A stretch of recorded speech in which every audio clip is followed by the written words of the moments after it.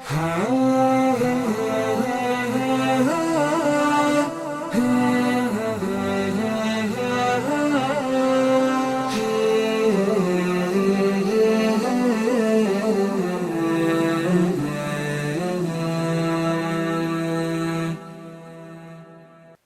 الله الرحمن الرحيم.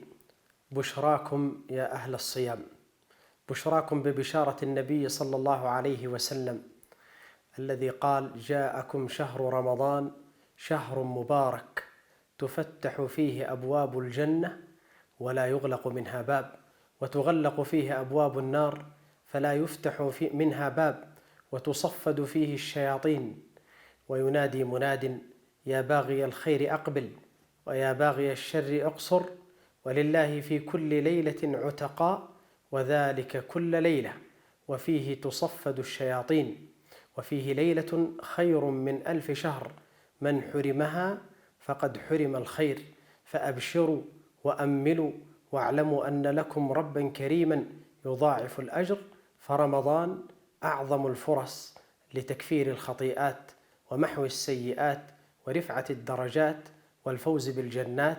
يقول النبي صلى الله عليه وسلم: رغم أنفه من أدرك رمضان ثم انسلخ منه فلم يغفر له. قل آمين. قال النبي صلى الله عليه وسلم: فقلت آمين.